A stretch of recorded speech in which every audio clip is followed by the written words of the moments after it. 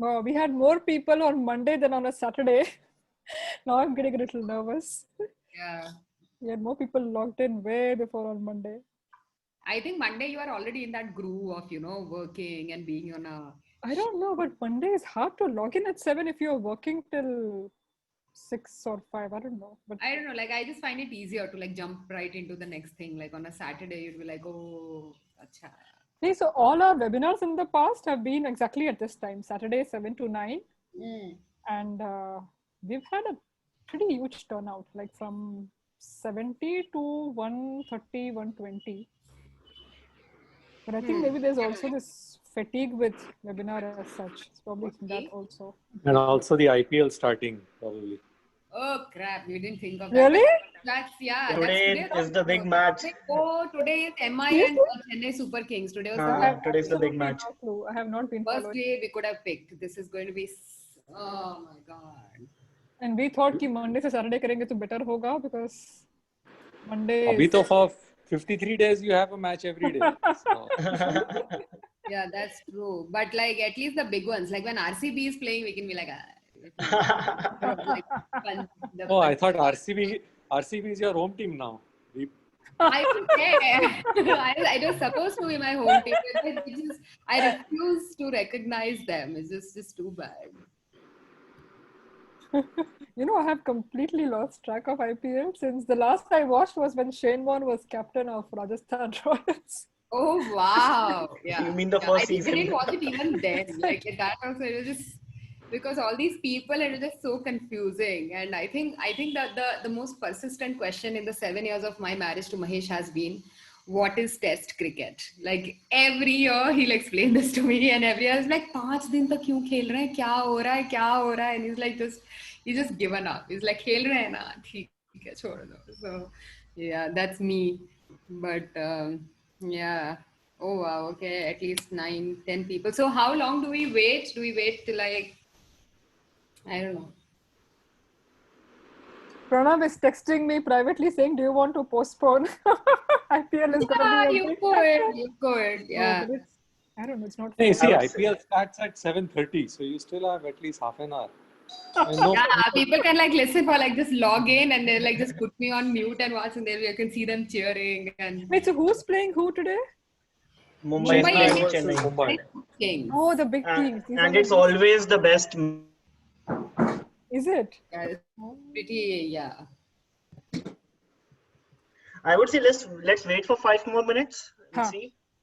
Yeah, and we should start, I think, in 5 I minutes. think everyone else who's logged in probably already knows about the Ahmedabad project and Info-Analytica Foundation and all that we do. I'm gonna wait for just 2 more minutes, huh? Let's just see. It didn't strike me IPL. I'm so out of Yeah, neither did it. this completely, huh? बिल्कुल भी strike नहीं हुआ. Yeah. Apologies from my end, Renu. Oh, तुम देखते हो, हाँ? नहीं मुझे करना नहीं था. Oh, you have the books also. Not that you need them, but No, but they're from me trying to update the thing a little bit. Like So cut down I'm stats just and gonna make it more fun. Yeah. tell people the story I remember the most was this time that I went to visit Deep when she was working in, that was Corbett, right? It was right on Corbett. I was working outside Corbett. I was working in the same landscape as Corbett, but the place we visited, the place we walked was Ramnagar Forest Division. That's like the eastern Oh, you side. remember the place? Yeah, I don't remember the name. Yeah. And that's where she showed me pug marks and tracking and which other animal crossed and which other animal was eaten. Did we eat and stuff? You told me that there was tiger poop या कुछ तो था and you told me what he might have eaten. Yeah, I was like, okay, this is I showed you hair and I told you that hair is always among the 9, one has already exited. Very interesting. Okay, I think they must have gotten. They must have. I think we reminded them the IPL hair. There's like something better to do. So they're just like, "Chhod yaar, national animal. It will be always around. IPL to aaj hi hai." And Hey, wait. So what is the current number, Deep? 297484. Oh. Close to 3,000. They've increased a lot. They have. I mean, you all started off with that 1700 odd number, right? To save the You tiger. know and so all much that. about this. 2006 first camera trap sensors, 1411, then 17, then 2200, now 2900. So close to 3000. They've almost doubled in 12 years. But Really? So But is the conservation work habitat has good enough? worked. there are arguments that go both ways. That conservation really works and we are doing a good job, which I would also want to believe because I myself have seen evidence of tigers breeding and things. And the other aspect is also the science of census has become so much better, more accurate, statistical models are more robust. So that also I think kind of... This is a really politically incorrect question, but since there are just 8 of us, I'm going to ask you. 9 I'm of still not us. going to answer. It's getting recorded. Get on call, woman. You don't do this in public. No, I was going to ask that, well, I'm being No politically comment. incorrect. Okay. All right. We'll message you separately. We You're have still 10 people, include then one of them is me. in 2 ways people from my staff. Also, Oh my God, they're getting paid to come and listen to me. This is Oh, amazing. come on. I just recall that Dhoni is playing after a long time today. Pranav? It's his Make it first worse, match. Okay, Pranav. I blame this on Pranav now. I don't know any of this. Wait, so let's just quickly decide. We can either postpone or we can redo or whichever this is okay. I don't mind like... You're okay with that? Because we potentially could just do this on Monday. It's just that it's going to be... Monday I'm not there. I'm not in network on Monday. Kahan? Which forest? I'll be somewhere in the tiger reserve situation. So वहाँ पे network का कोई ठिकाना नहीं है. Oh, उधर से तो live हो सकता है. That's true. Like, just take my laptop and yeah, I'm going on a safari. Yay, more people. Hey, so tiger numbers are not fudged though, right? That's what I wanted to ask you. Like, there's no possibility of that data being fudged? Ecological data always has a margin of error. And you have something called your confidence limits. So whether you call that as fudging data, I don't know. But the way we are doing science, it is very as accurate as gets in ecology. See, for example, in science, if you are making a prediction to fly a rocket into space, your accuracy will need to be 99.99999, whatever, as close to 100% as you can get, because you just can't afford to fail.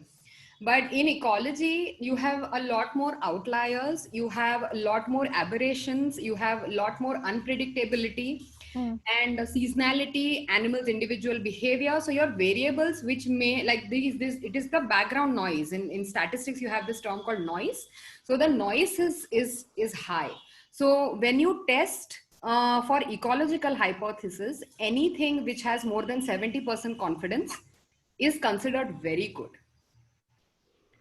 So with that, if you look at this data, I think it's as accurate as it's going to get, because you can imagine the scale at which we are doing this. There are 50 tiger reserves, plus you have 18 states, and you are not restricting your census to tiger reserves. You're also censusing in the nearby reserve forest where you know of tiger occupancy. And yeah, so it's a huge... I have got those figures. Like, I've got the figures of the latest census, how many man days. I'm going to show that. And you will realize the scale at which we do this. In fact, my guides from Wildlife Institute of India, who actually head the tiger census on behalf of Wildlife Institute, they got their names in the Guinness Book of World Record. Oh, wow. For the largest coordinated census for any species in any country in the world. Yes, it's on my Facebook page. I'll share it with you if you want. So we are in the world record because an experiment of this scale has not happened before. Like, I mean, not experiment, but the census, it's so organized, it's simultaneous, and it all gets pooled together. It undergoes the same scientific rigor. So it's impressive actually. And this is with not a very big budget. It's not like you're going to spend, you don't get a very high amount of your GDP to spend on wildlife conservation, you don't. Or census. And this is done yearly? No. Okay. So not like our 10-year cycle. I mean, probably less than 10 years, not 10 years. So it's about... somebody else is, I think, who's answering? Somebody Ravi. How does Ravi know so much about this? I'm actually curious. Where did construction and wildlife come together? What's up? Ravi, who was asking me about the deemed yeah. of, oh my God. Hi, Ravi. I'm happy you are back. Hey, just keep reading. काम कम करने का बाकी सब पढ़ा है मतलब पढ़ने का ज्यादा. वो I think मेरा मोटो था एक टाइम में, but then yeah. I think always, honestly. So what we'll do is, because we're not sure about IPL and numbers, I would say let's keep us conversation going, and at least we can talk till 8 o'clock or so and exchange some stories if that's okay. I think 7:15 we begin, because I think by the time we touch 7:30 it's going to be quite hopeless. I don't think, and these people here are also going to leave at 7:30. No, they are the ones who are going to stick around. They are the ones who are the most enthusiastic. So I would say it's a good idea. We should. Finger being raised, I'm going, Anta. Yeah. See? I think we'll start. That's what I'm saying. Let's start. We'll, instead of going till 9, we'll cut it short till 8, but let's at least exchange some stories, because I think this is a core group which is interested in the subject and they have missed IPL to show up. So let's just have like an informal conversation. Informal conversation, and then you don't want me to go to my thing, like you don't want me to project the fact. Do it. You have a few stories to share, right? You have a few stories to share, by all means. We can, if you're okay with it, we can actually schedule this a second time, but I don't want the people who came today to completely miss out. I can do it again. I think that might be better. I don't mind doing it again. Filhal, let's talk Tigers. Exactly. And I'm going to cut our intro short to like 5 minutes. So, hey, everyone, this is Renu and Pranav. We run something called the Ahmedabad Project and Infoanalytica Foundation. Both of our organizations work collaboratively in the area of city management, labor rights, and public policy. Very, very different areas, I know, but it's just that we were interested in so many things that we wanted to change. And we figured that at least while we are in urban settings, while we're in the city, we could do whatever to make a difference. So in city management, actually, one of the topics we look at is green cover in the city, urban forestry. And we actually have a patch of land in the city where we have grown 4,000 or so trees. We get people to do the same. We get people to replicate that model, because it's hard to get density in the city. You don't have as much, dense forest in the city because there's not as much land. So how do you go about doing that?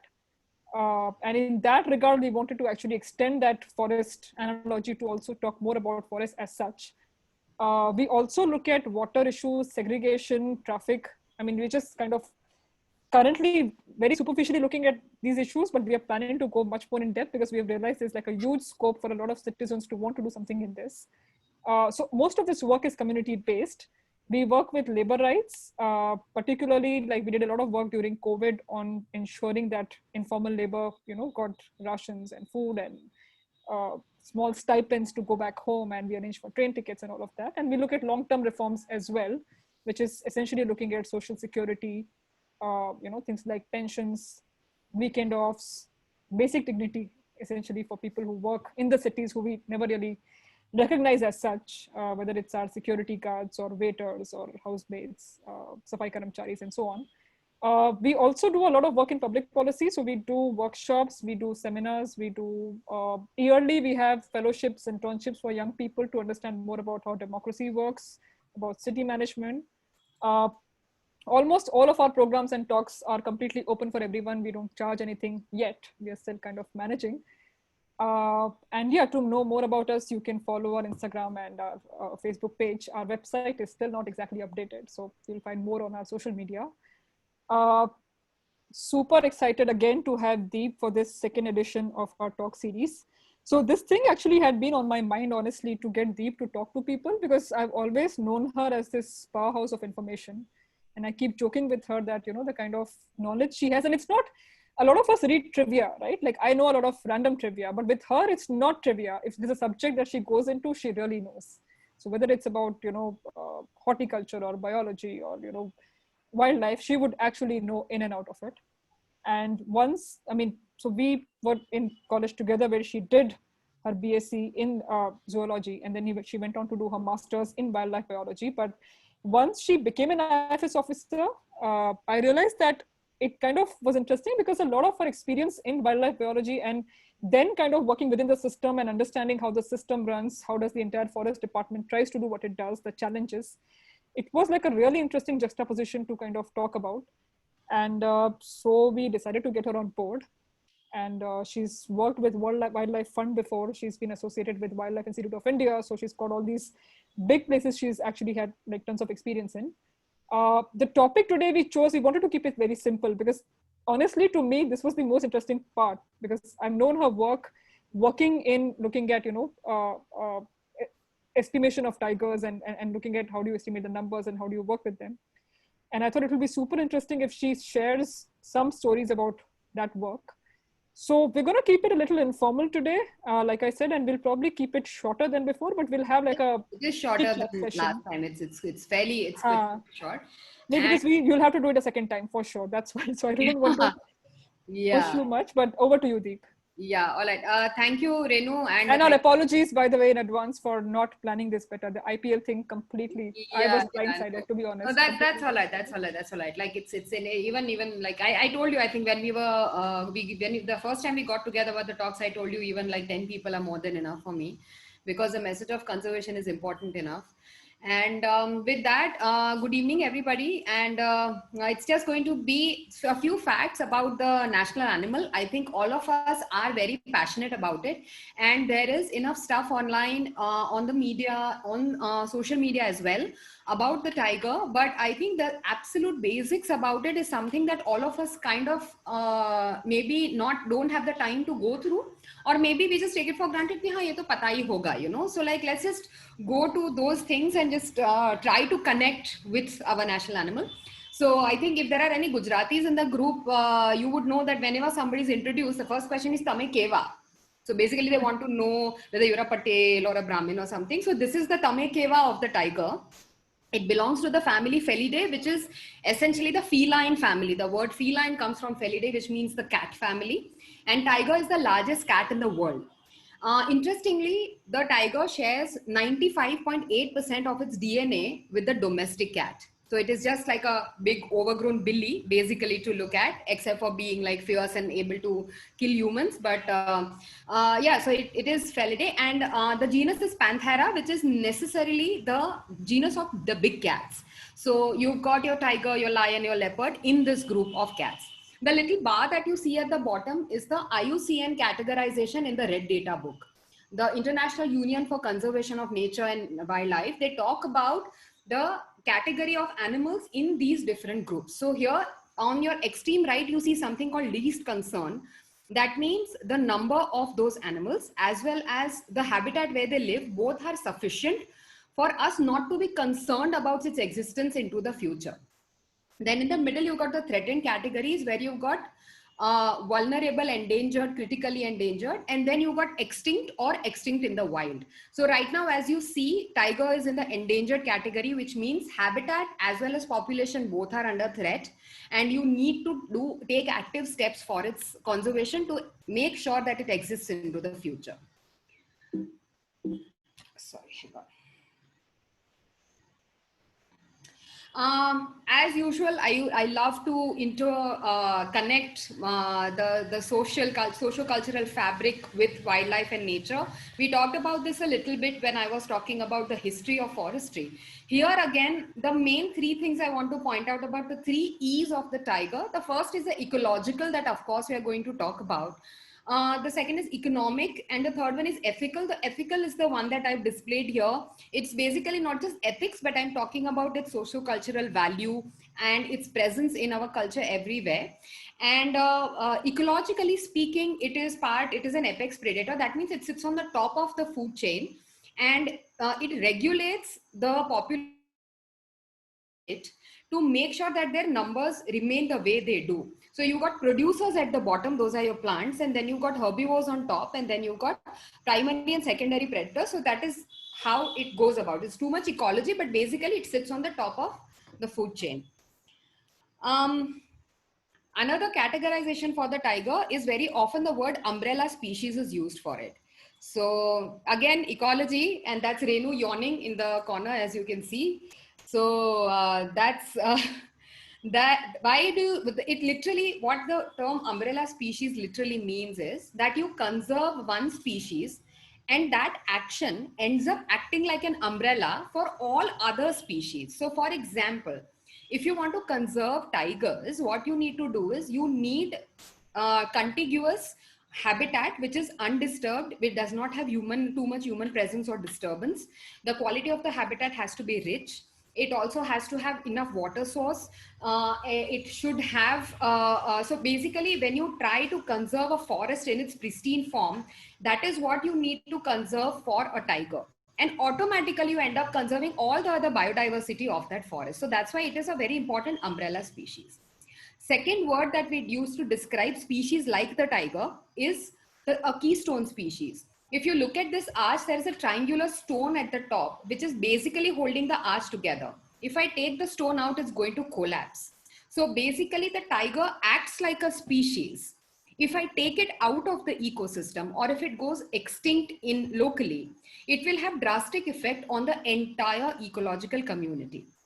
I've got a highly simplified, rather very crude example here, where the tiger is basically regulating the number of wild pigs, which is basically letting the plants grow. The tubers that it eats, those tuber population is able to grow because the number of wild pigs is under control.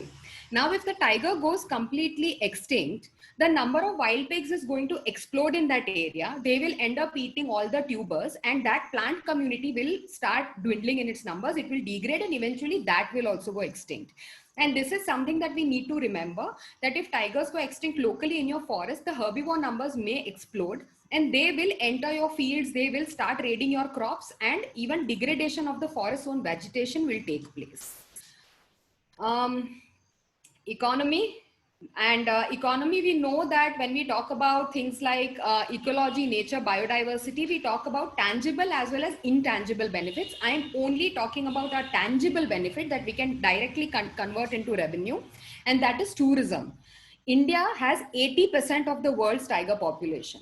So not only is it a big draw locally for us, but it is also a big draw internationally. But we need to realize, like, is this what we want? That is another talk in itself, so I'm going to skip. And coming to the evolution of the tiger, not to bore you with the science too much, but basically it is something that evolved in Asia itself. And the earliest records of the tiger itself, not just its ancestor, are from northwestern China, from which it has radiated and come into India as well as other parts of Asia in the Pleistocene era. And earlier, this is a genetic cladogram of the Panthera cats and their ancestors. So earlier it was believed, and visually what you would think, that tiger was more closely related to lions and leopards. But recently it has been found out that it is more closely related to the snow leopard. So that is what genetics, like additional information keeps coming. Like we think we've been studying the tiger for years, but we keep finding out new things. Coming to the subspecies. So you've got the species and then you've got subspecies. So that is an additional level of classification, and these necessarily are not naturally interbreeding with each other. And they have morphological characters as well as genetic characters based on which you can differentiate them. For example, if you look at the Siberian tiger, it lives in snow covered areas in Russia, and it is the largest of the 6 existing subspecies. The Sumatran lives in the Sumatra Islands, and it is the smallest of them. And here you originally, in the so-called modern, evolutionarily modern times, we had 9 species of subspecies of tigers, but unfortunately 3 have gone extinct in the wild. We don't have them anymore. The 6 of them survive. Out of them, the largest population is the royal, the one that we have in India. Deep, can you specify which have gone extinct and which are still around? Yeah. Yeah. So the ones that have gone extinct are the ones in gray: the Caspian tiger, the Javan tiger, and the Balinese tiger are the 3 that have gone extinct. But extinct only in the wild, so they are still in. I think they're completely extinct, but I can get back to you on that. Okay. And because they are found, the subspecies are found all over, so they tigers can live in a variety of habitats. So you've got tigers who live in the temperate forests or in the snow-covered areas in Russia, to the dry thorn forest of Ranthambore and Sariska. So a very large latitudinal as well as temperature range, and different forest types are occupied by the species. And if you look at India itself, we've got the Panthera tigris, which is popularly known as the Royal Bengal tiger. And we have 18 states have confirmed existence of tigers in the wild, and we have 50 tiger reserves. We will talk about what a tiger reserve is. And it was believed that although we have close to 3,000 today, but at the turn of the 20th century, so from the 1900s, early 1900s, we had close to 40,000 tigers in the forests of India. And we are struggling to reach 5,000 today. And this is just stats about the tiger. Generally, to give you an idea, males grow as big as 260 kilos, females around 160, smaller in size, just like other mammals. And females come into estrus, or they become sexually mature by 3 or 4 years of age. Males, however, take slightly longer, but for them to have a successful mating episode, it may take even longer because there is a lot of competition and they are territorial animals. We'll talk about that too. And they live for about, on an average of 15 years in the wild. In captivity, they have known to live beyond 20 years also, up to 25 years in zoos with artificial care. There have been records of tiger living. The female comes into estrus. So for primates, that is monkeys, human beings, we have the menstrual cycle. But for these mammals, it is the estrus cycle where no bleeding takes place. So they have a 3 to 6 day estrus period during which mating has to take place. That is when we say the animal is in heat. So that is where the mating takes place, like copulation takes place, and conception happens. And gestation is anywhere between 3 to 4 months, so 90 to 110 days. And a litter size is an average of 3 cubs. But I myself have seen cases in which a tigress has given 5 cubs, not only given birth to 5 cubs, but successfully raised them to adulthood. So, which is rare. Usually it is 3 to 4 cubs, and usually half of them would survive. Coming to the behavior of the tiger, it is a crepuscular animal. What crepuscular necessarily means is an animal that is active at dawn and dusk. So you say diurnal for something which is only active in the day. You say nocturnal for night. And for dawn, dusk period, you say the word crepuscular. It has a series of vocalizations. So apart from the roar, it uses different sounds to communicate internally, to let its presence known to other competitors, so on and so forth. It is a territorial animal. It uses urine, feces, as well as scent marking to mark its territory and let the other individuals know that it is present in a certain area. They are good swimmers. They can climb trunks of trees up to a certain height, but they are bulky animals. They are not as agile as leopards who can get on top of trees. Tigers are not known to do that. And we know that they are carnivores. That means they are obligately dependent on meat itself. And they consume about 18 to 40 kilos of meat in one meal. But one meal lasts over many days. So once it makes a kill, after that, it can eat about 5 to 8 kgs in one meal.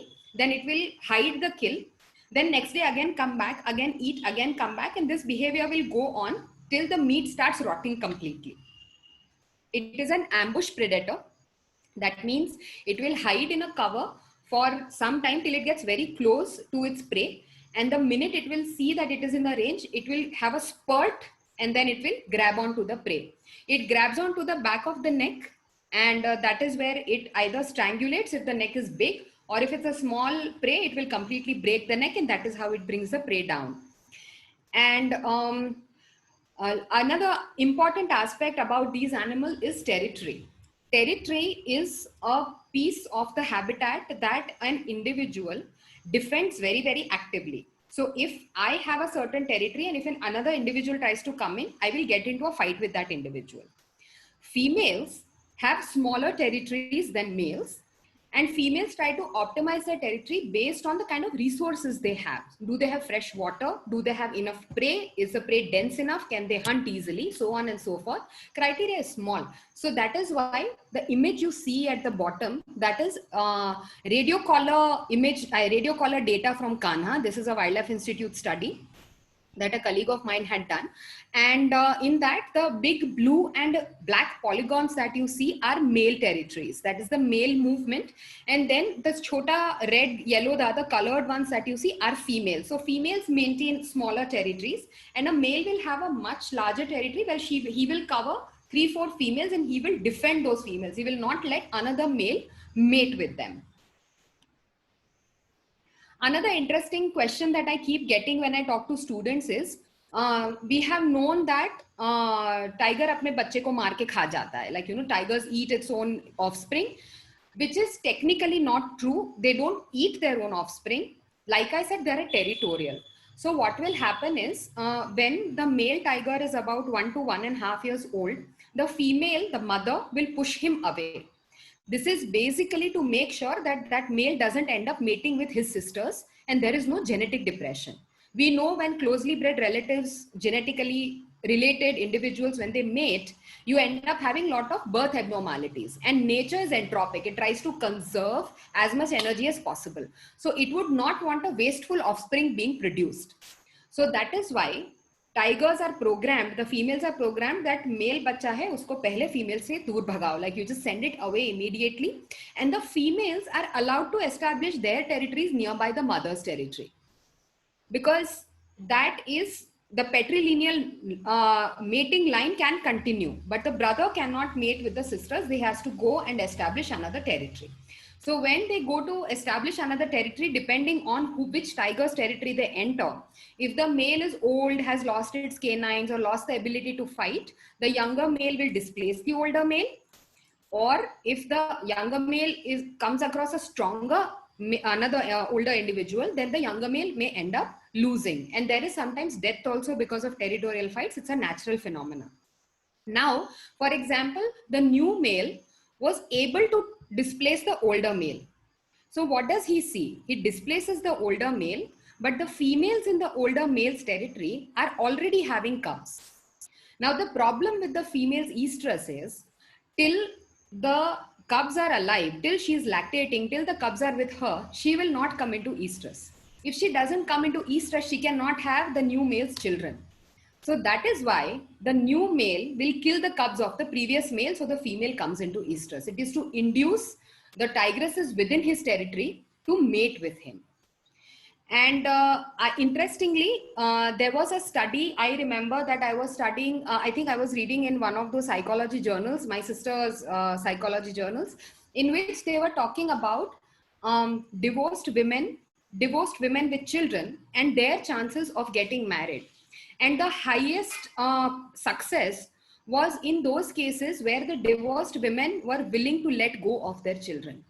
Genetically, we are hardwired to pass on our genes.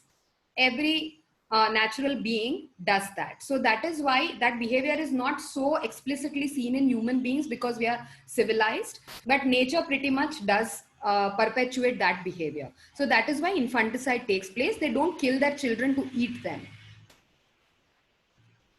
Now, coming to tiger conservation in India, before the 1970s, I told you that earlier people used to join the forest services to hunt, because you were allowed to legally hunt. There was no Wildlife Protection Act.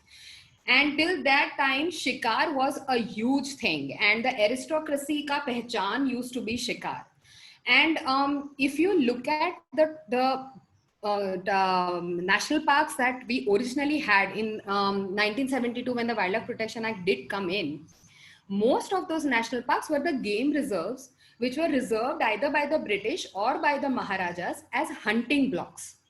Because what they realized is they kept on hunting, and they stopped encountering these trophy animals less and less. So they realized that we will have to put some kind of a control mechanism, and they declared them as game reserves.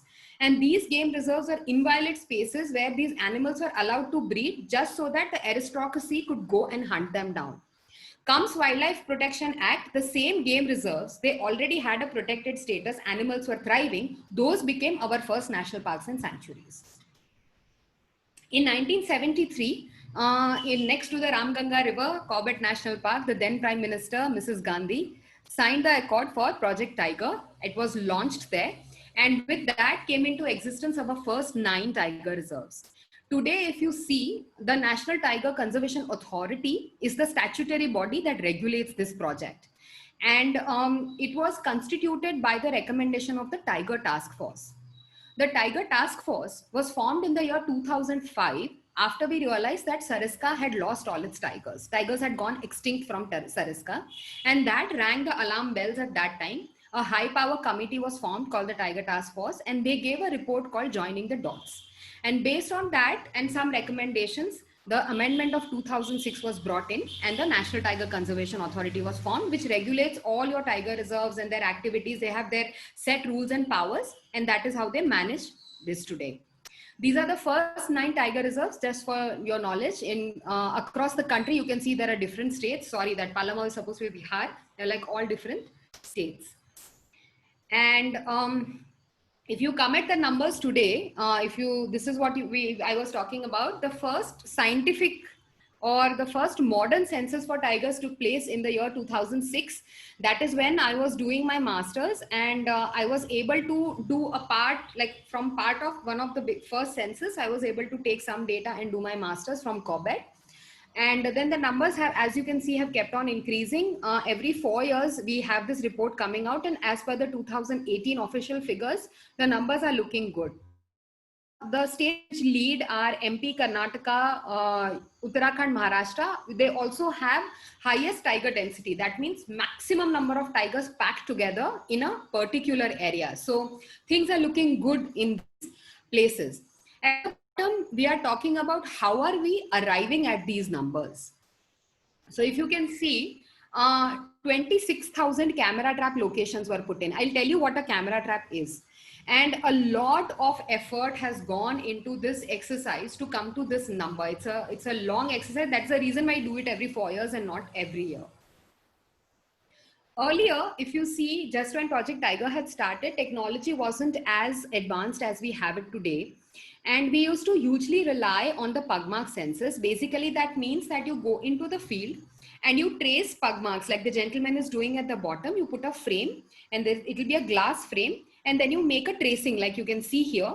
Once the tracing is made, you write the date, location, etc., etc. Whether it's a male or a female, I have shown how you can distinguish between the male and female.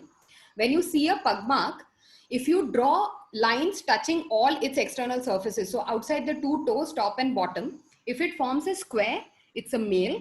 If it forms a rectangle, it's a female. Apart from that, of course, there is the space between the digits, the toes, and the shape of the toes. That is also the additional detail, but this is primarily elongated pug mark is female, and a squarish pug mark is a male. And then based on this, plaster casts were made, and then counts were done, estimates were done. The problem with this, at that time, you got a lot of information from this. So you knew males and females, at least you knew how many were there. With females, if you had smaller pug marks, that means cubs were also there. That means your tigers were breeding. It also showed you occupancy, which forest or which areas, wherever you had tiger pug marks, that means tigers were using those habitats. So it basically gave you a framework of how to divide your conservation resources. But what was happening was there would be an observer bias, obviously. So if I think that 2 pug marks are 2 distinct individuals, to Renu, they might look like the same tiger. Right. So that was leading to either overestimates or double counts, and those kind of problems kept on existing. So fast forward to 2004, 5 and 6, we come to this estimating method called the Linker-Peterson index, which was originally developed for sampling amphibians. So you take a frog and it has those long digits at the back of its leg. You clip the digits in a particular code, like first one is 100, second one is tens, third one is units, and you just get a number like that, and then you release it back into the wild. Then you again catch frogs from the same location, and then you see how many with the clipped digit came and how many without the digits came, and that is entered into a formula, and it gives you an estimate. This is the basic principle behind it. The beauty with tigers is you don't need to catch them, because the stripes on a tiger's body are as individual as our fingerprints. So even tigers in the same litter do not have matching prints. They do not. Even just like twins don't have matching prints in humans, tigers do not have matching prints. In fact, the stripe pattern on the left flank and the right flank is also not the same. So this natural marking on the tiger made it absolutely convenient for us to get them photographed remotely through use of sensored cameras and compare those photographs to see how many tigers are there. So basically what you do is, if for example you have your national park or your wildlife reserve protected area, there you make a sample plot or you divide the area into grids. Each grid is 2 kilometers by 2 kilometers, a 4 square kilometer grid. And in each 4 square kilometer grid, I will deploy a set of cameras to capture left and the right flank. Now we have very good cameras. They are all digital. They all have memory cards. When I did my master's, the cameras used to be analog cameras. So I had to go and change the battery and change the reels. We used to get the 36 picture camera reel. So I had to go and change those. So I remember that on one of those walks to go and change those reels, I encountered a tigress. And we could just see its tail. And I had a very good field guide, a local Gadwali boy with me.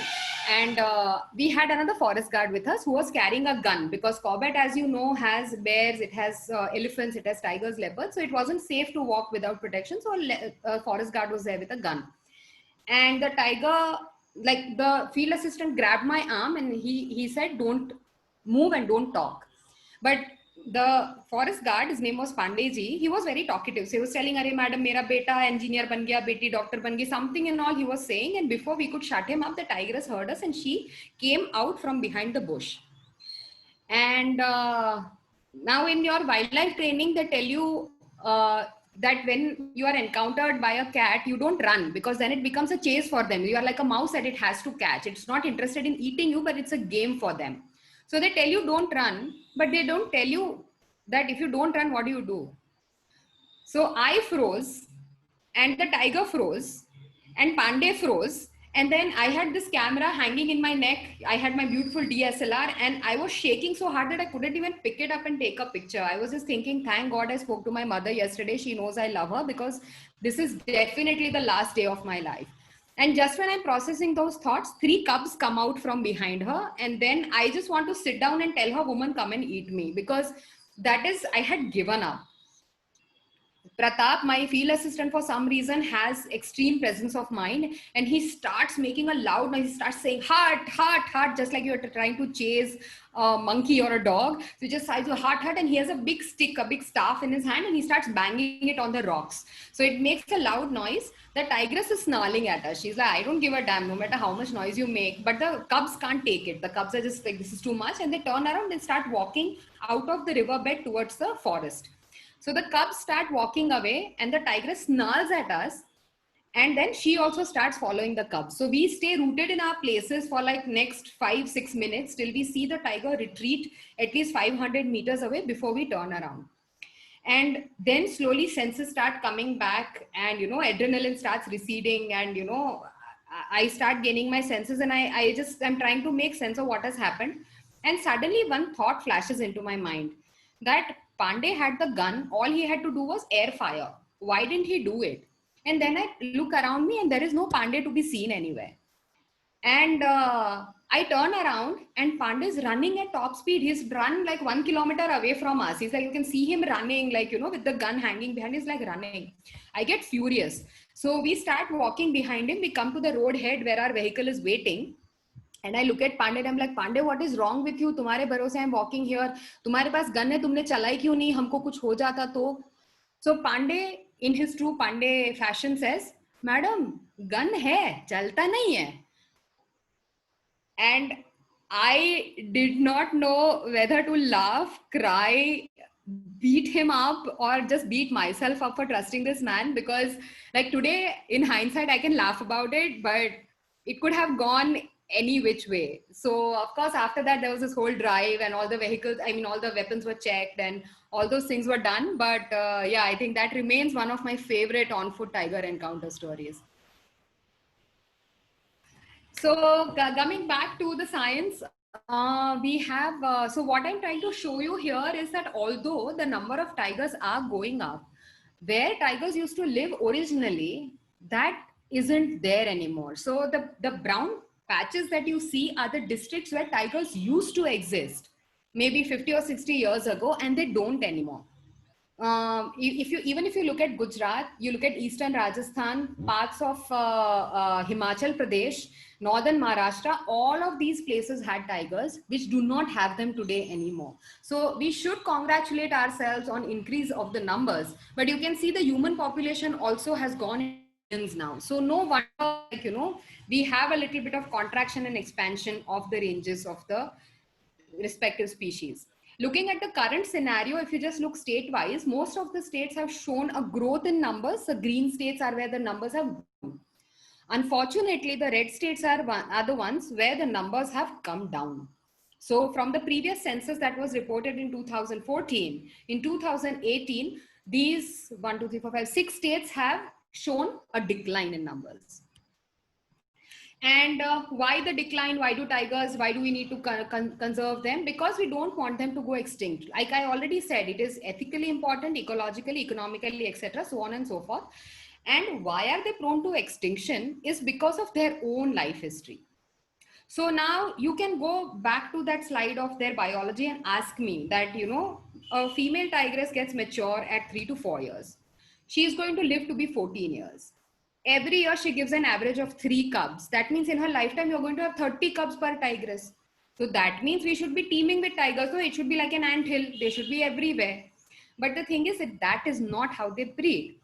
If she has her cubs this year, she's not going to get into estrus at least for another 20 months till her cubs disperse and make their own territory. And out of the 3 that she gives birth to subsequently, all 3 are not guaranteed to survive. So instead of 30 cubs in her lifetime, we are looking at less than a dozen. So that is on the reproductive or the recruitment side. Another aspect is its behavior. It's a very shy animal and it's a very picky animal. Like it's very majestic and royal, and it has those kind of nakaras also. Leopards are quite adaptive. They can go live next to habitation. They can eat chuha and live. They can eat chicks and hens and live, frogs and live. That is what a leopard will do for you. Tigers are picky. They don't do that. They want their prey. They want inviolate spaces. They don't tolerate disturbance. And they want clean water. If your cattle is coming and defecating, urinating in the water, tigers don't prefer using that kind of water. So these kind of factors also add on to what area a tiger would use or not use. Habitat lost, we'll know how cells are degrading. On top of it, we have these projects that come in. You have roads, highways, electric lines, so on and so forth is happening. So those also affect the quality of the habitat or completely take it away. If you build a dam and an entire forest is inundated, that habitat becomes unavailable. And tigers disperse, so they get in contact with people. And another thing that happens is, I want to talk about the entire man-eater thing here. Because there is this whole myth that has been perpetuated that tiger once tastes human blood, it is always going to lust for it. It's like an addiction, so on and so forth. Nothing of that sort. Basically, when a tiger gets old or injured, when it is not able to hunt by itself, human beings are a really easy target. I mean, look at us. Canines, no claws, no fur, no scales, nothing. So we are so easy to kill. We are easier to kill than a cow that is tied outside the village. So that is why these tigers stray into human dominated landscapes. And sometimes they're not trying to choose humans because we are exceptionally tasty. They just choose us because we are exceptionally easy and stupid to kill. Because even our natural instinct to protect ourselves has been taken away. Our sense of smell is weak. We can't see at night. So basically our survival instincts have pretty much left us. So that is why we are so easy to kill. And that is what leads to this whole entire man-eater business with tigers. And the biggest problem that tigers face is poaching. I'll tell you why. The demand is really high. Not only for the pelt, that means the skin of the tiger, but apart from that, in traditional Chinese medicine, the entire body of the tiger is used. And the trade in wildlife parts is the biggest organized international trade after illegal arms and drugs. It is on par with human trafficking. So you can imagine the kind of stakes that are involved in trade in wildlife parts. If you look at traditional Chinese medicine, you look at this tiger, there is not a single part of the tiger that is left. Every single thing in traditional Chinese medicine apparently is used for boosting some or the other things. So apparently if you eat the brain of a tiger, you'll stop being lazy. If you eat the tail, your skin disease will go away. If you have its fat, your rheumatism, your arthritis will go away. So, you know, that is this whole thing.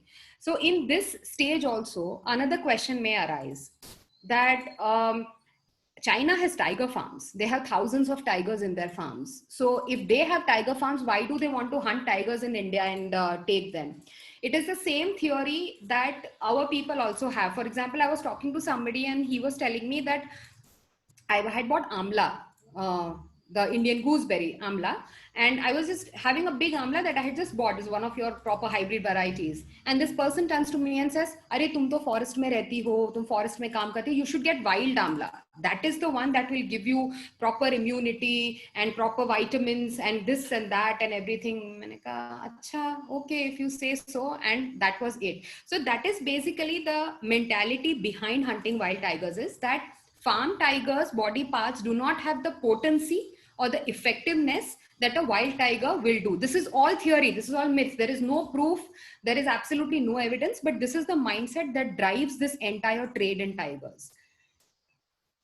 Apart from that, the other things I've already talked about, and I've just expanded them here a little bit. And I think this is a price that we are paying because India is the second most populous country. And it is the 7th most biodiverse country in the world. So it is such a, I don't know, it's juxtaposed like this, that you have high number of people and a very high number of animals and biodiversity living with you. So I suppose there would come interfaces at which you will have some kind of a conflict, and the price is paid by both sides. I'm not saying that only the tiger becomes a victim, even people pay price for living close to wild landscapes. And coming to the last but not the least, what actually is happening for protecting this species. Ideally, what needs to be done is you have to maintain links between these habitats. The gene flow has to go between these habitats, because if anything becomes insular, if anything stays in its same place, the relatives will start mating with each other, inbreeding depression will set in, and the population has a high risk of getting extinct. Lot of birth deformities, so generally recruitment of young individuals will not happen. And many a times, like I said, people also pay a price for living close to protected areas. So what the department or the government does is we pay not exactly a compensation, but an ex gratia amount to kind of say that we are sorry this happened to you. So for example, if your cattle is killed, there is an app in which you can take a picture, lat long, you enter, and it will be received by a server. And we will verify the claim, and the amount will be transferred to that person's bank account. It will not be exactly the market value of that animal. It will be an amount fixed by the government. Every state government gives different amount. And like that, you have this ex gratia amount that you give for the loss that a person faces, including human life, injury, permanent disability, so on and so forth. There are different amounts that are paid. Eco-development, I have already spoken about the Periyar model in my previous talk, where people who are actually involved in destroying the forest were made to look after the forest itself. So they were engaged back into the social fabric, and at the same time they were giving economically, they were empowered economically. And this can be done through ecotourism. This can be done through engaging them, like we do in Bandipur Nagarhole for fire watchers. We employ them as our watchers in anti-poaching camps. You can train them to work with you. So there are so many things that you can do. Now, a new concept that has come in, briefly I'll tell you, is the eco-sensitive zone. So in a tiger reserve, you have a core area, which is an inviolate space where you will not have any human activity. Outside that, you will have a buffer area where some rights are allowed, your tourism, your little bit of grazing, so on and so forth will go on. Now, what the courts are saying is that outside that, you make an eco-sensitive zone. Supreme Court says, by default, it is 10 kilometers from the boundary of your protected area. So if I take the example of Bannerghatta National Park, this is within the Bangalore city. If I make a 10-kilometer radius, entire city will become eco-sensitive zone. So obviously the states are given power to notify how much length will be kept. In the eco-sensitive zone, you will regulate the activities. So activities which are very destructive for nature, like your mining, your chemical industries, those are completely prohibited. And your activities like tourism or the access to people, agriculture are regulated. So it just gives you an additional level of protection on top of your core and buffer. And of course, measures like agroforestry and empowering local livelihoods is also practiced. The government and the forest department does a lot of activity to make people self-sustaining and also help them fulfill their aspirations, at the same time making sure that there is no injustice, to just kind of reduce the interface or reduce those frictional encounters where the animal as well as the people end up suffering. And of course, protection is the biggest thing that we have to do. We have to fight poachers. Shout out to my husband who's standing in the purple shirt, who caught the poachers within 5 days of the encounter happening. And this is a case from Nagarhole where they had killed a tiger and they had tried to take away the claws and the teeth in that poaching case. So that of course remains one of the big activities of the forest department, to just protect the species day and night.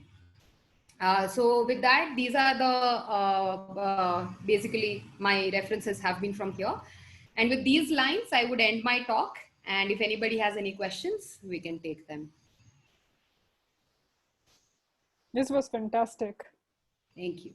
I'm glad we went ahead despite the small numbers, but I'm glad the small numbers stayed, because I know all of them are hardcore fans of Deep now more than wildlife. Thank you. Repeats from last time. I had made a few notes actually in between, and I would encourage, if anyone has questions, you can type it out, or you're welcome to unmute. But if you unmute and speak, please show your face, because Zoom already makes it difficult to, get that interface going, because like, especially when I do Zoom meetings, unless I see another person, for me, it's very hard to go on like a screen full of names and everyone on mute. Yeah, So I can people, yeah, I can like to see. Please, you're welcome to show your video and also unmute if you want to comment. I will begin with small 2-3 things. I just had quick clarifications. Deep, you mentioned that tiger is the biggest cat. Should it be lion? No? No, but tiger the lion, because of the mane and stuff, it looks bigger. If you remember, when I go back to the slide, I showed a picture of the skull. So there is something called the zygomorphic processes, which is basically this. So if you look at the skull and if you measure that, it is bigger. So in terms of weight and also weight, length, body mass, tigers are bigger. Really? This is including the African lion. Usse bhi bada hota hai tiger. Panthera tigris is biggest, then comes Panthera leo. They are close competitors. Interesting. Traditional Chinese medicine is completely unscientific, right? Can I just say that? Like in terms of all this. Yeah, not in China, so I will say, yeah. Okay. I don't think, because I think a lot of people have tried to make the whole I don't know, Ayurveda argument with it, but I just think it makes no sense to compare something like Ayurveda with TMI, TCM, sorry.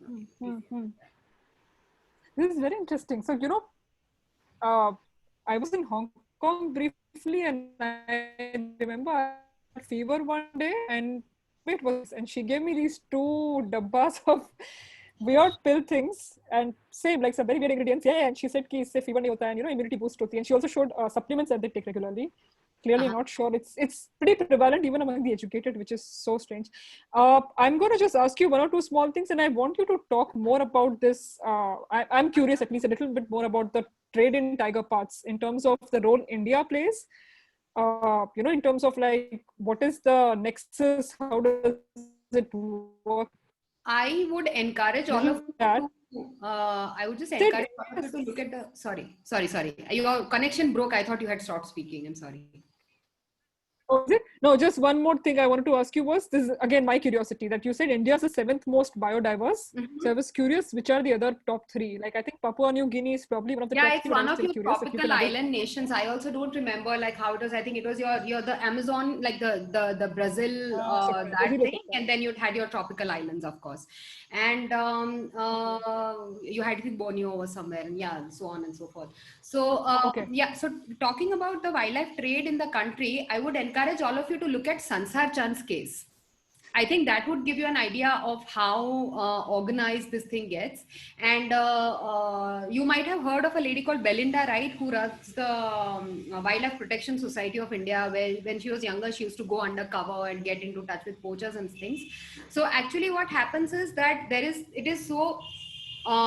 you'll have people who are forest dwellers or living nearby forests. They are given a negligible amount, not even like 5,000 rupees or something.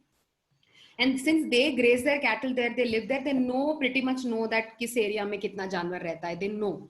And there are certain communities who are actively participating poaching. We found out one community called the Pardis. And you have communities, different states have different communities who specifically participate into this. And so you have those, and then they in fact hire a local person, and then they locate the tiger. And the tigers are usually bludgeoned to death. Like they usually leave whatever bait is there that will have some kind of Oh, there would be a tranquilizer, and there will be a leg hold poison. trap which will just snap around its legs and break the bone of its limb. And the tiger will be trapped there. And then it is not shot because the pelt has to be intact. Then it gets maximum value. So if you want maximum rate, there will be no bullet wounds, no cuts, no stuff on the pelt. So that is there. And then there is an entire network, the major centers from which So the pelt is the skin. not used in the medicine, no? Sorry. Pelt is more for rugs and, but it's more for rugs and pelt is not used for, It is for medicine, right? It's more those things. It is not ornamental. Ornamental. Okay. And the body parts, like I said, the internal organs, including the penis and the bones and everything, is used for traditional Chinese medicine. So it makes its way from the northern forests like Rajaji and Corbett into Nepal. Like border is right across. So into Nepal, into China. Another big port where you have a lot of this thing smuggling happening is Calcutta. And another center, smaller centers are your Bombay, Bangalore, Chennai. And so for a tribal who was paid probably less than 5,000 rupees to kill a tiger, by the time it finally reaches China, the value goes into lakhs. Which would be the big countries where tiger, because I'm guessing India is one of the biggest countries in terms of presence of the tiger. 80% of the world's population is with us. So we are the biggest, well then trader in tiger parts too, considering we are not a trader. No? We are just we don't trade. So we are not allowed to trade. No, as in trader, as in illegal trading happens from India because of the But the thing is that now poaching has been controlled to a high extent. Like we don't see numbers that we used to see like 15 years ago. It has become much better. Let's take other questions, but if we have time today, because I know today we don't want to do the longer session, we want to cut it short in a few minutes. I wanted to talk about even ivory and, the whole elephant wala part if possible, but let's see if there's any other comments or questions. Yeah, I can see Mr. G.V. Reddy. Is this G.V. Reddy, sir, from Rajasthan? I don't know. If you're listening to me, namaste from my side. I have a question. Yes. The tiger territory is some X square kilometers, like you said. 8 square kilometers on an average for females, and can go up to 20 to 30 square kilometers for males on an average. Bigger and smaller have been known. Okay, so tell me if the density per square kilometer has some restrictions. Otherwise, there could be fights and there could be loss of tigers, right? So what is the idea?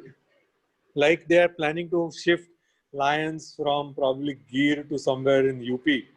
Is there any more wildlife reserve which needs to be penetrated by the tigers, or relocation? Like you said, in Sariska, they had relocated a few from Kanha, like from MP, they brought in tigers. Correct. So, yeah. I mean, is that ratio alarming today in India? What you have something called a source population. So where you have a large number of breeding individuals and they are regularly giving away, like giving birth to individuals, and recruitment is happening. And then you have sink population where the numbers are very small, and most of them are probably not breeding. So basically, if the tigers keep going there, you will have not lead to an increase, not contribute to the growth of population. So scientifically speaking, ideally, you have to have a connection between your source and your sink.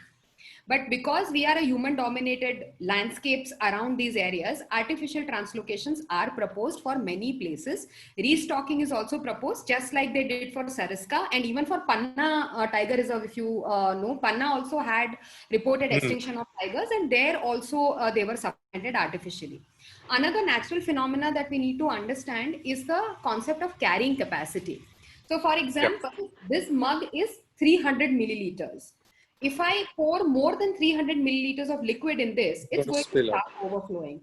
That is exactly what happens with wild populations. Say, for example, a natural area with its prey, with its land area, with its habitat can hold a certain number of individuals of any species. The number we cross that, the minute we cross it, they'll start spilling outside. So, but the good thing about India is that I don't know whether I could call it a good thing, but the British hunted away so many that majority of our protected areas have not reached that carrying capacity. They will still take a few decades to get there. So things are okay, but there are some very small protected areas where active intervention needs to be done, and many states are already doing them. Great. Deep, you want to check the message from Mr. Reddy? Yes. I'm just going to thank him. Thank you, sir. Sir is an IFS officer from Rajasthan cadre. Yeah. Oh, yes. Okay, welcome to the series, sir. We're happy to have two IFS officers with us then. Yeah, I was just listening. Thank you. Oh, well, you're welcome to share stories or comments or, pearls of wisdom if you have. Maybe some other time. Today, Deep is talking very nicely. Thank you, sir. Thank you so much. Yeah. Very nice. So this is real national integration. You've got Deep from Gujarat in Karnataka. You've got Mr. Reddy from Andhra in Rajasthan. All India services. Right. Sir is the principal chief conservator of forests in Rajasthan. That is the highest. Sir is the top boss of Rajasthan Forest Department. So he knows Tarsha pretty well. Gujarat has no tigers, right? Gujarat traditionally had tigers. The last one was shot in 1971, 1961. I'm not sure, but the last known record of Gujarat was from Mansada before the 1970s. And I can see that recently there was from Ratapani, there was a tiger that had strayed into Gujarat, and then there was like a lot of furor that tigers have come back to Gujarat. But I don't think the kind of prey habitat, and usually tigers will need a mate. So that I think we don't have. So unless we declare a tiger reserve, actively bring a few breeding individuals into Gujarat, I don't think we can call it occupancy in Gujarat as of now. But I was also very excited when the news came out that from Ratapani tiger had come into Gujarat. That was very exciting for me also. So they travel a couple of 100 kilometers, right?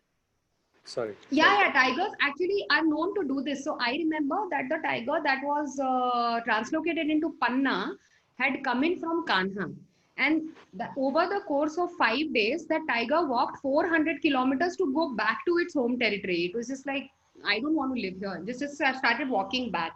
So it was walking through, and it was not all continuous forest. So it was walking through some reserve forest. It was walking through fields. It was walking through agriculture land, some smaller sanctuary. It was trying basically that entire route you could trace. If you would have given it a few more days, it would have pakka reached back to its original place.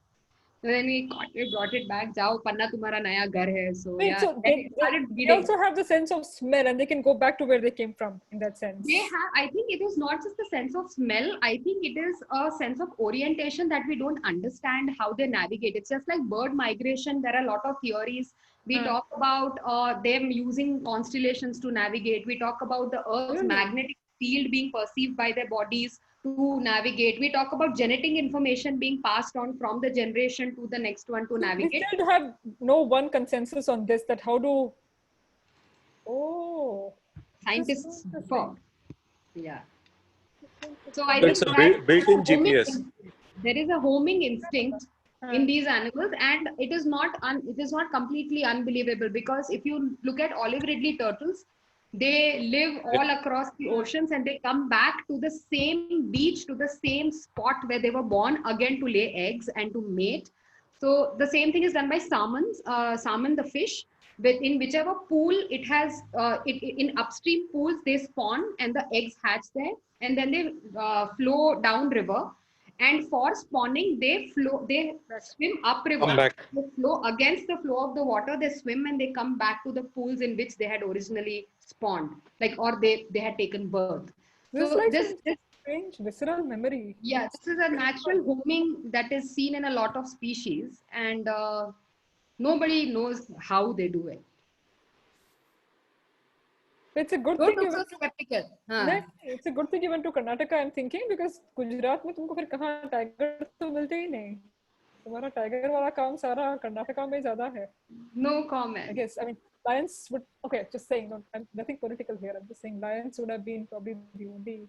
Wait, so how many lions do we have? I'm just gonna go to. I have lost count. I think more than 600. 300 is last I remember, and 300 के बाद पता नहीं बढ़ाया क्या. 600-700 कुछ है यार. Like I think the latest numbers were something close Still to not much. huge numbers. And because you're in Karnataka, I have to ask about elephant poaching and. I'm guessing ivory trade is. Mahesh has quickly googled the no time ivory from trading at all. 674 by sahab, Gujarat mein. Sorry, ma. 674 lions. Achha. Yeah, I mean, they have overshot their space. That's why they're thinking of relocating. But tell me one thing. If you, Neni, what I'm asking you is, if there is some disease which hits a particular area, right? So, I mean, if a tiger gets infected by, for example, a coronavirus type of thing, is it good to have them in separate locations rather than concentrated in a particular reserve? I would say that it is the whole eggs in a basket theory, that why have all your eggs in one basket. Correct. But at the same time, if we talk about susceptibility, I would like to quote my guide from Wildlife Institute. He's the Dean of Wildlife Institute of India, Dr. Y.V. Jala, and he extensively works on lions in Gir. He has got some radio collared studies. His students have been doing that. And in one of the discussions, this is completely anecdotal, I don't know he has published this or not, but in one of the discussions, he did say that from the genetic data that they had received from those lions, there is something called a genetic bottleneck.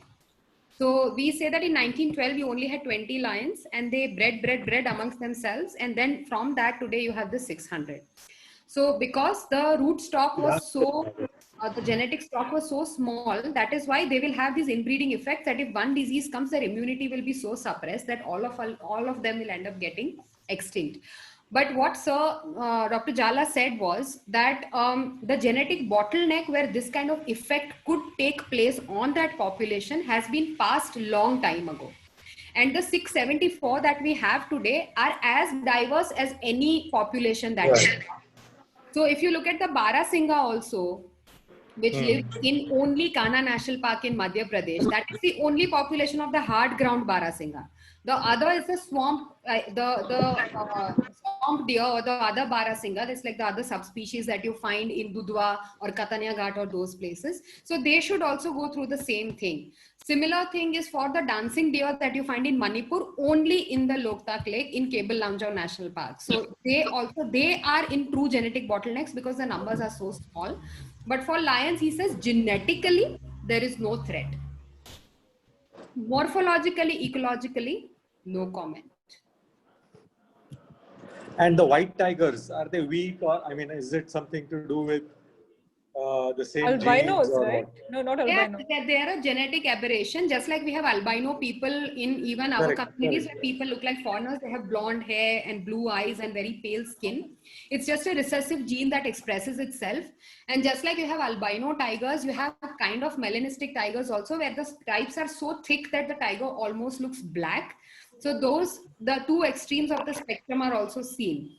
But white tigers look fascinating. Later of this other one, I've never. Yeah, I think that there was I think Simlipal, Orissa said there was a picture of a tiger with very fat stripes, almost melanistic. And the albinos, they are not exactly genetically weak. They are more or less normal. It's only that the recessive gene has expressed there. But what happens is, to show them in zoos and stuff, they are bred. Like they are bred, the whites are bred with other whites to produce more whites. So Okay. those end up being related to each other, and that is when they become genetically weaker. And when the white is bred with a normal tiger, then the offspring would be mixed. Then it's 50-50. Then it's 50-50. So Yeah, if, depends. yeah, so if it's a Indian race person mating with a Caucasian race person, so blue eye color is 50-50. It's just like that. And prevalence of white tigers in India, any particular region? MP, they report more, but I think average in any natural population. Populations large enough, you are going to find abnormalities or outliers. All right. I am actually going to close the session at this point, unless there are any more comments. Watch IPL. I have a Not comment. really. I still want to talk about elephants, to be honest. Elephants, I worry because you're from Karnataka. But I think I'm going to save that for the next session, because we can actually do another on elephants itself, right? We can, like, talking tigers. I guess we can also talk elephants. Walking Yeah. elephants. Deep, Yeah, Deep, sorry. I wanted to tell it was an awesome talk. Thank you Very, so very much. inspiring. Very inspiring. Thank you so much. Thank you so much. And thank you for sparing your time and listening to me. Thank you for still coming on board and talking to us, despite we were supposed to have record numbers today because we did more publicity and Saturday, but I'm still ahead and we did what we did. Yeah, that was very good. You went to go ahead with that because I was looking forward to it. Thank you so much. I mean, we also had somebody from Ranthambore, somebody, logging in all the way from there to listen to you. So I'm glad you guys also connected. Thank you so much, everyone, for being a part of this. We will be having another version of this talk on a non-IPL day at a more suitable time. After 53 days or whatever. So maybe a bit earlier in the evening by 6 to 7:30 or something. It's like a white tiger. It's literally like an aberration today. Otherwise, this literally has not happened in the history of our talks. So it has to be like some clash today or some shani or whatever has happened. Otherwise, it really doesn't happen like this. I think Ravi can vouch for it. Thank you. Ravi and Margi, both of them have been in most of our sessions. But I'm still very happy to have had this very intimate audience to, have this internal chit chat. It's like reliving those days when I used to call Deep on the phone and we would talk about everything under the sun for an hour and a half, which would include, tigers and the things that she does at her job. And she still did. By the way, Deep, you missed out the story of the dart thing. Do you want to finish with that story? Then we conclude? No? Okay, we save that story for another time. Okay, that's a pretty funny story, but all right. Okay, so we will see you soon. We'll keep you posted. Please follow our social media page to know about the next talk. We do want to have another talk about particularly her job and the things that she does at that, because I think there's a lot that we can learn from how, you have to navigate through all these systems to be able to actually work on the ground, balance wildlife with bureaucracy, if I may say so. Again, thanks a lot, all of you, for joining. Deep, my sincerest apologies. I will see you soon, and I'll probably call you after this. Yes, please. It was amazing. Always interesting. Thank you so much. Always interesting to listen to statistics from her. Yeah. Yeah, I think that is what is pushing people away. I think the history talk was just so technical. They're like, oh my God, Amma aayegi, professor bore karegi. Let's just not go today. Yeah, but there's a niche which actually likes that. I don't think it's a lot of people actually ask for that talk. Yeah, after you put it up on YouTube, I got responses from people completely unexpected, like very young people, like, millennials. And so we'll do the same with this talk also. We're going to nevertheless put this out on YouTube. Yeah. For those who missed, and then we'll do another live version. Maybe just a generic version of man versus animal, something of that sort. I'll let you choose. Go ahead. Okay. Very inspiring, Deep. Very inspiring. She's like India's answer to Bear Grylls. Oh God! Not Akshay Kumar. I'm sorry. I do not condone. But I also don't support him. I also don't support him because I hate this idea of man versus wild and trying to overpower animals. It should be man with wild. Why versus? Correct. What is wrong with you? Correct. And this idea of overpowering and appearing. We are of the ecosystem, not out of it. No, and showing your bravery by kind of overpowering an animal or showing that you can be as brave of, putting your hand in a crocodile's mouth or something. I don't think it's really a test of. It's. I mean, we are responsible to what we've done till date. The loss of habitat, the loss of wildlife. How many species have been lost over the last 50 years? I mean, That is a very interesting question because we don't know how many species we have in the first place. The estimate is anywhere between 5 million, 10 million, 50 million because we just don't know. Microscopic species, especially, we have no idea. Birds, frogs, we're still discovering them even now. So we don't know how much we had, so we don't know how much we lost. denominator is too large. No, there's a study that came out which said abhi beach mein, just like I think few weeks ago, which said in the last 20 years the amount of loss of species, the extinct species has gone up. The spike has been Yeah, huge. absolutely. Those stats are quite scary. At every hour, how many species are lost, and in that also there are categories like how many mammals. But I think WWF did a beautiful graphic, like where they pixelated different species, and the number of pixels basically showed that how many were left behind. I wish I can find that graphic. I put it in my presentation. It's absolutely jarring to look at it. Like you for granted are going extinct, and you're like, wow, this is not something that I had ever thought would happen, but it's happening. No, because lions is a great example. I mean, COVID and really, you have 700 of them remaining, and if that somehow gets hit by something, then you don't know. And Asiatic lion is breeding itself. Only abode in Gir, right? And in fact, there was some talk about now the lions. Previously, lioness would hunt in an individual. She would hunt, prey individually. Now they are hunting in groups. Physiological or biological changes happening even in them. I think it is just better behavioral observations because in lions, mostly females do the hunting. Yeah, that's what And lioness. they do team up together to hunt. Like if you look at George Challer's books, who has worked on African lions extensively, or if you even look at other Indian authors who worked on lions, it is not too much of a deviation for lions to team up for hunting. They are a social species. They have a lot of interaction. Unlike tigers who are solitary, lions do come together for hunting. It's not something which is scary. Okay. It reminds me of Ghost and the Darkness, by the way. Have you seen that? God, I don't like that movie. It's just that way they hunt in pairs. That's why. Oh, by the way, everybody, recommendation: watch My Octopus Teacher. My Octopus Teacher. It's streaming. Is it streaming medium? It's on Netflix. It's on Netflix. Oh wow! It's one of the most brilliant or intelligent animal.